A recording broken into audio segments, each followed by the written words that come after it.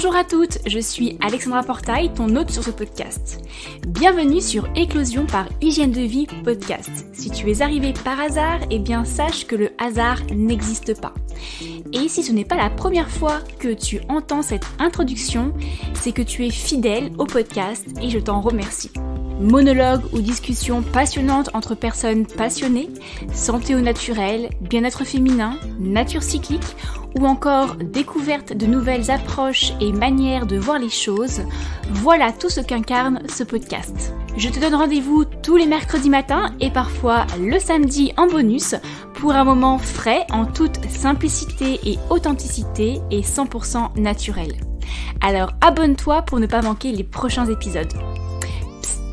Dernière chose, si tu souhaites me soutenir et contribuer à faire pérenniser ce podcast, n'hésite pas à me partager ta note, ton commentaire, bref, à le partager autour de toi pour l'aider à le faire rayonner. Prête à plonger dans ce nouvel épisode ? Je te souhaite une très belle écoute. Bonjour à toutes, on se retrouve en ce mercredi matin pour clôturer le mois de juillet ensemble. Et pour l'occasion, je reprends le micro pour un épisode seul, rien que vous et moi, en toute intimité.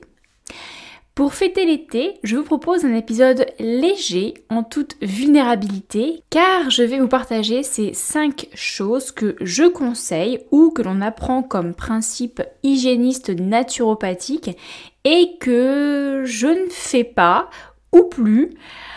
Oh là là! Bien sûr, l'idée derrière tout ça, c'est surtout de vous expliquer pourquoi ce sont des choses que je n'applique pas dans ma vie ou que je n'applique plus ou pas vraiment, afin que vous puissiez prendre un peu de recul sur tout ce que l'on peut lire, entendre ou voir et peut-être vous enlever un certain poids sur les épaules.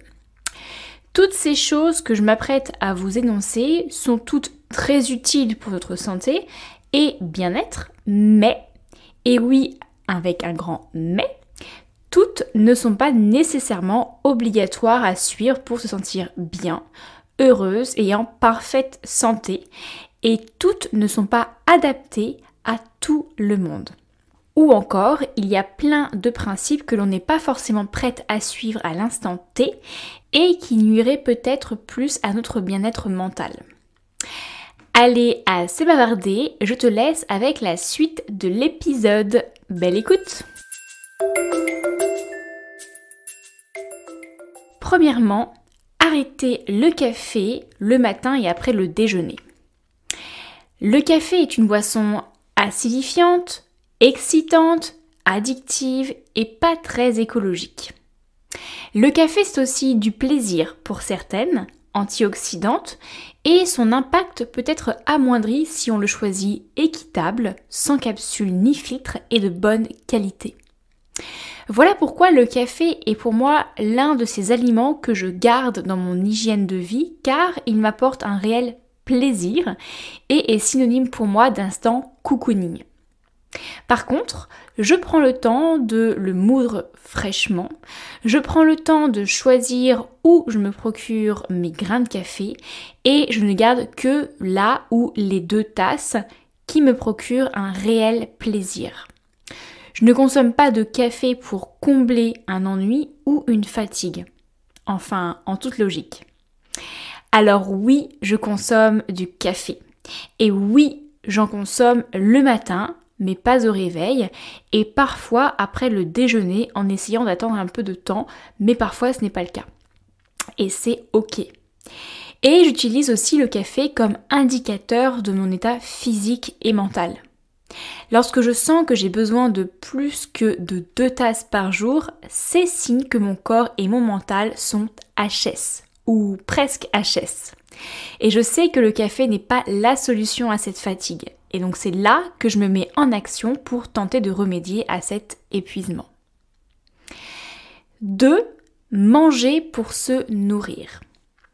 Une autre chose que je ne fais pas, c'est de manger que pour me nourrir. Manger, c'est pour moi une source de plaisir. Et ce point est aussi important pour moi que l'aspect nutritif de mon assiette.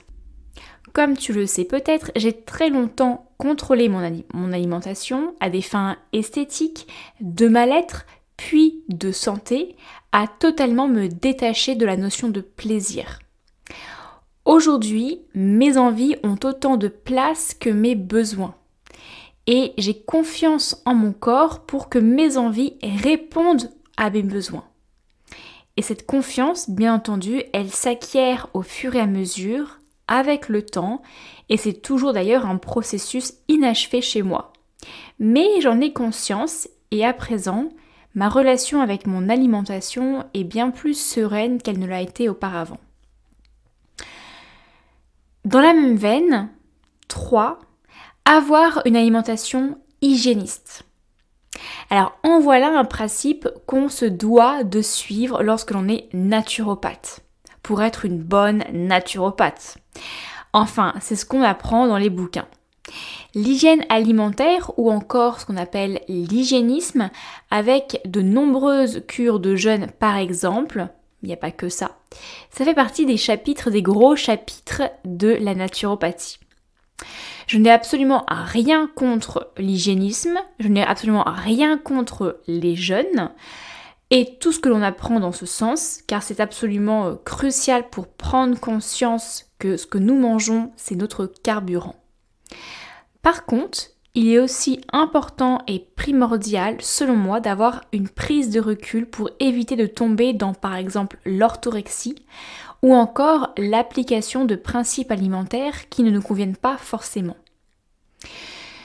Donc au lieu d'être cette naturopathe hygiéniste, j'ai plutôt décidé d'exercer la naturopathie à ma façon, façonnée par mon histoire, à savoir une histoire très délicate avec l'alimentation et hyper contrôle de mon corps, de mon mental et de mon être tout entier. Je préfère donc enseigner certains principes, mais surtout tenter de comprendre ce qui servira ou pas à ma cliente. L'alléger, la délester de certaines idées bien lourdes parfois pour ne garder que l'essentiel pour elle. Et pour moi, je me l'applique également. Je ne suis donc pas la naturopathe qui conseille des jeûnes systématiquement.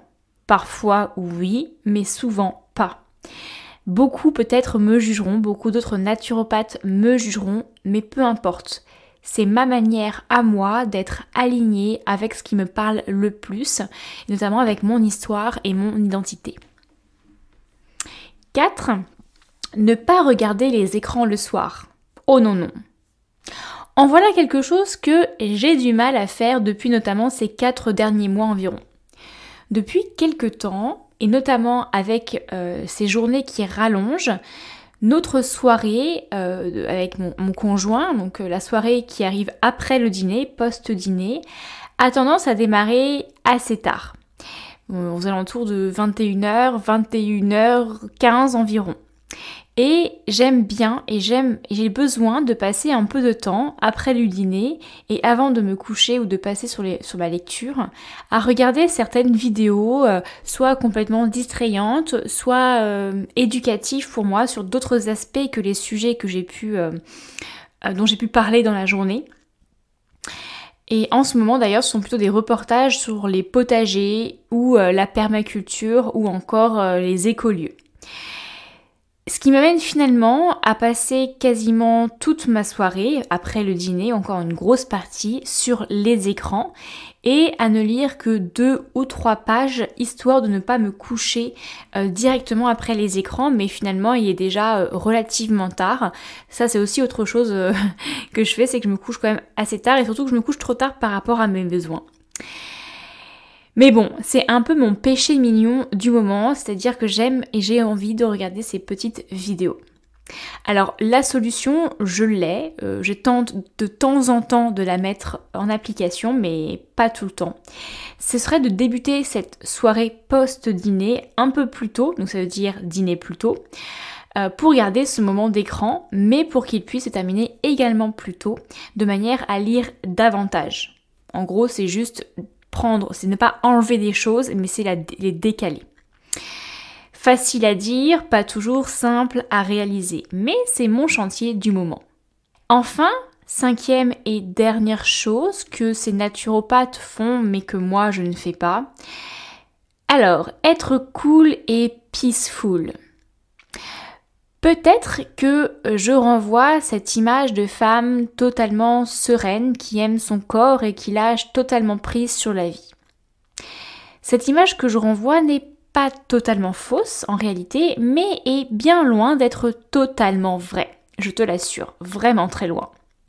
D'ailleurs, si tu en doutes, tu peux directement demander à mon mari et à mon chat comment je suis à la maison et surtout combien de questionnements et de réflexions tournent dans ma tête à la minute.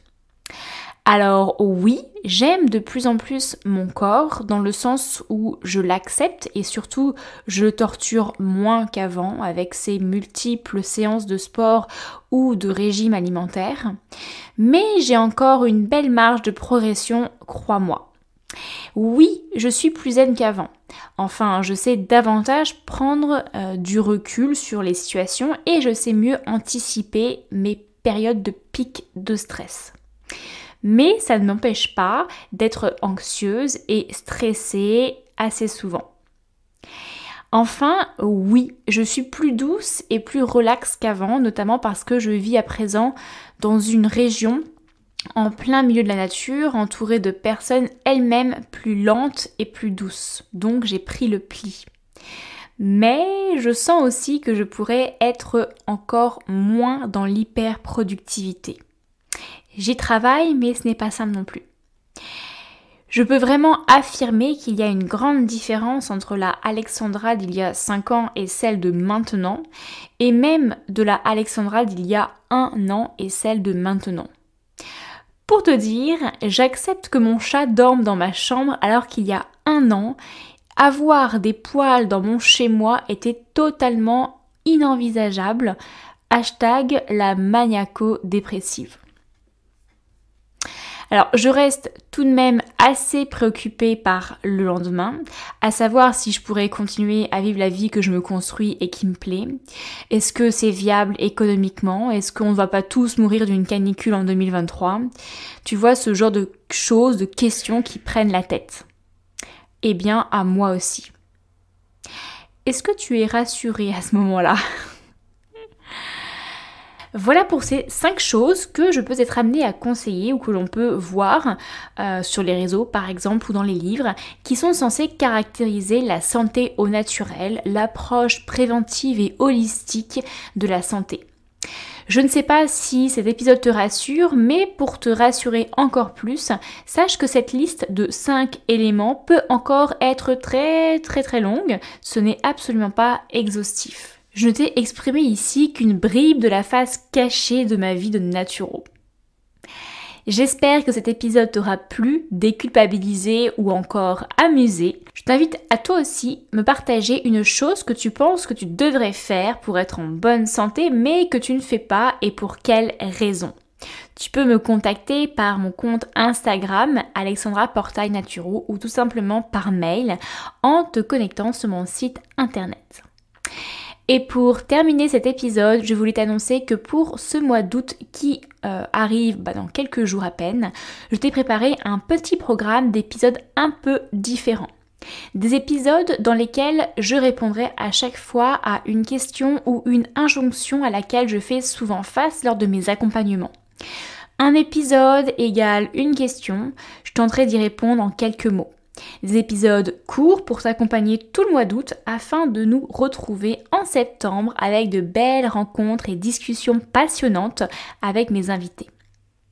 Je te souhaite un très bel été et je te dis à très vite dans un nouvel épisode.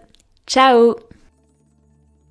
Si tu entends ces quelques mots, c'est que tu es resté jusqu'au bout de cet épisode. Et pour ça, je t'en remercie. Retrouve tous les éléments mentionnés dans son article disponible sur mon site internet hygiènedevie.fr avec le chiffre 2 dans la section blog et podcast. Sache que tu peux aussi me retrouver lors d'accompagnements individuels naturaux pour travailler en profondeur sur ton hygiène de vie, mais aussi sur ta santé féminine, cycle naturel, arrêt de la contraception, volonté de grossesse ou encore troubles du cycle. Un programme 100% audio à suivre en toute autonomie est aussi disponible pour t'aider à arrêter la pilule contraceptive en toute sérénité et ainsi t'aider à te réconcilier à ton cycle naturel.